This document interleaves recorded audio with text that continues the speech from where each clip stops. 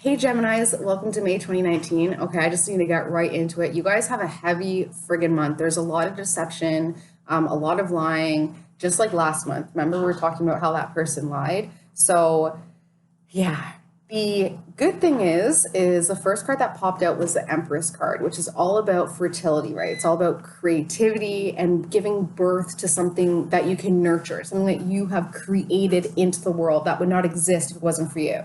Okay, so a lot of times that could be a child, it could be a business, it could be a book, it could be something that didn't exist before you manifested it in. Okay, so that's the energy that you're working with this month. So you want to be really careful that your thoughts equal what you want to create, right? Because how you think, how you feel is what you put out there, is what comes in. So just be really cognizant of that, that you are practically like, consider yourself like mind ovulating, like, so just be careful. So what May 2019 is bringing for you guys, for Geminis, is deception. So this is a seven of swords, sorry. And seven is all about an inner analysis. The swords are all about your thoughts. And then this person is sneaking around. Like, he took the swords from the other people here that are kind of like distracted in their own community, and this guy's going behind their back, going behind a whole community, going behind their back and taking from them, taking their sense of protection, which a lot of the times is your mind, right? Like, it's the only thing that somebody can't take from you, but this person actually is able to take up a lot of your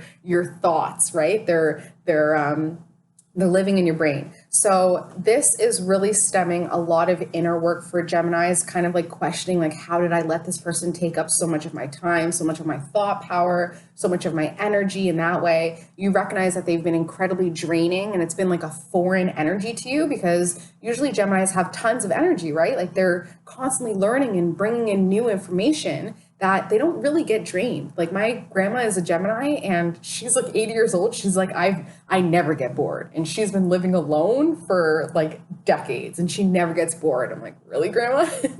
The obstacle in the A, Gemini, is another air sign. So Aquarius, Libra, or Gemini, like yourself. This person has a very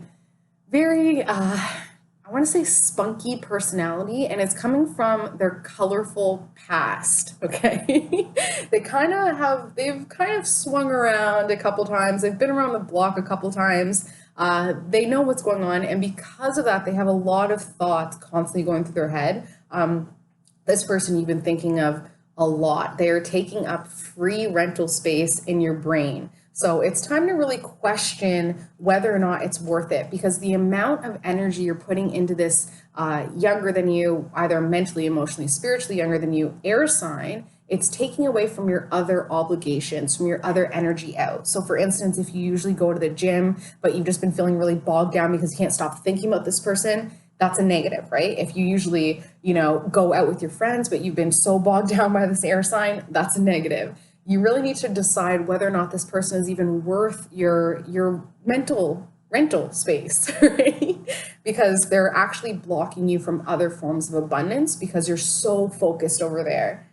Subconsciously, you don't know where the relationship is going, and that's creating a lot of the confusion and the deception, okay? Because you don't know which step to even take. Should you walk away? Should you stay? Should you do nothing? Should you say something? Should you call them out?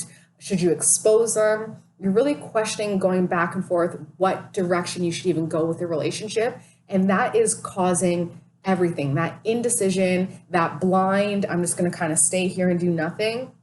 That's what you're telling the universe, right? You're telling the universe, I'm not going to do anything. So the universe is like, okay, Gemini is not going to do anything, so they can't flow energy toward you, okay?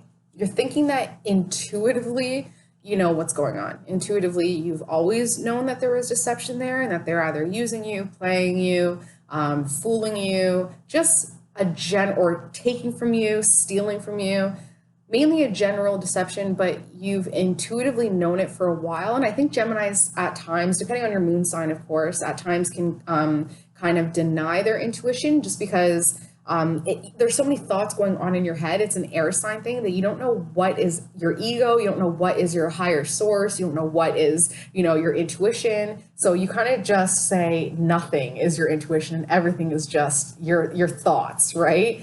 But this is a situation where you really need to just go with how you feel and try not to even think about it, you know? So if you even like look at a picture of the person, you know who I'm talking about. So look at a picture of the person and just listen to your body. Like, don't talk, don't think, just shut down and just listen to your body. Did it turn your stomach? Did you get a lump in your throat? Did you start crying? Did you get angry? Did you get fearful? Or did you just feel joy and love and happiness? That is your cue, okay? That's how you know whether or not this person is for you or against you.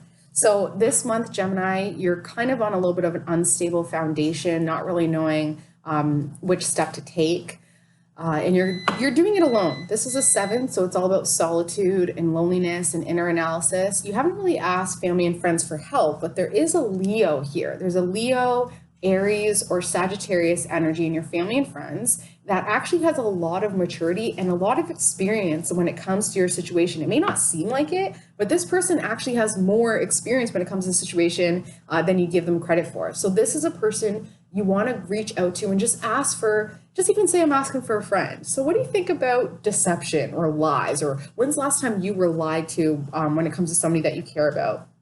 This person is going to have excellent advice and one simple message. It's going to be like one sentence where you're like, it's going to just snap for you. Once you hear that one sentence, that one phrase, that one fact that rings a bell in your head, write it down, put it on a post-it note, put it on your mirror, put it as a screenshot on your wallpaper, on your phone wallpaper, on your desktop wallpaper. Always be looking at it, always be remembering it, because it's gem advice. It's exactly what you need in order to conquer this month and this relationship in a positive way.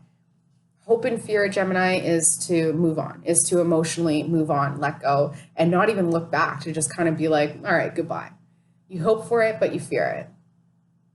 Fear it as well. So whether you hope for it or fear it, like I said, you're creative right now, you're very fertile right now. Whether you hope for it or you fear it, you are manifesting it. So this is something that you can expect over the next month, is that you're going to emotionally be like, all right, I'm gone. And that kind of gives you a huge power surge, because you do it as a way to empower yourself because you lost so much power through the deception. Okay, so it's the last little bit. You're really going to be grasping here, but you being able to say, you know what, I'm moving on, I'm walking away, will give you a power re-up that this situation drained from you, okay? The outcome, Gemini, is you're going to start to really realize how strong your intuition is. And a Gemini with strong intuition is a dangerous thing, because not only will you be trusting your inner authority, but Geminis have such a plethora of knowledge. They have so much understanding, so much depth of knowledge from every single subject of life, right? You talk to a Gemini about, you go from the weather to animals to plants to, you can just jump around with a Gemini and they always have some sort of information. So teaming that up with your intuition is a dangerous thing for the rest of the world, but such a huge, huge advantage for you that will really set up the rest of your year in a very positive way and empower you incredibly and liberate you as well. So you're going to start to realize how intuitive you are, what that's going to do.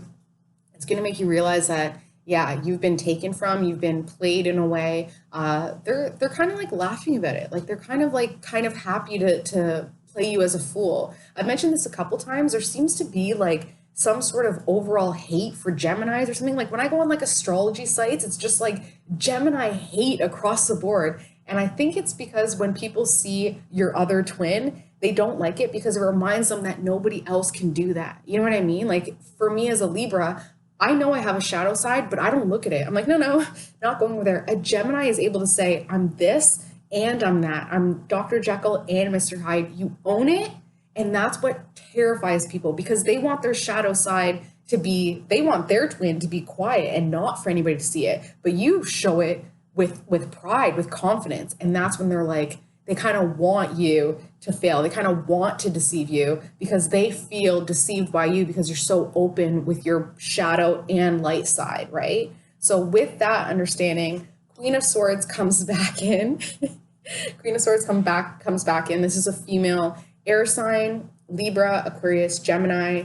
They're really just reeling off their inner child. At the end of the day, don't take it personally. They're reeling off of their inner child. This is really, with Pluto gone retrograde, we're kind of being forced to realize that we're all just kids, that we're all just hurt kids, pretending that we're adults.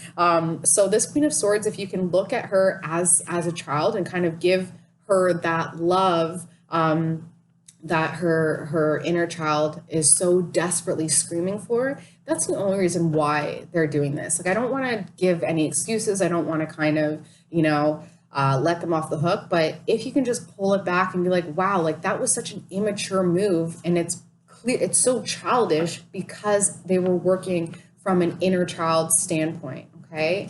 Love you, Geminis, so much. As always, if you want a personalized reading, my details are below, and I use astrology and numerology in all my tarot card readings. I hope you guys have an amazing May. If you guys are celebrating your birthday this month, happy birthday. I will see you guys in April. Bye, in June. Wow, fail. Going backwards. Okay. Love you guys. Bye.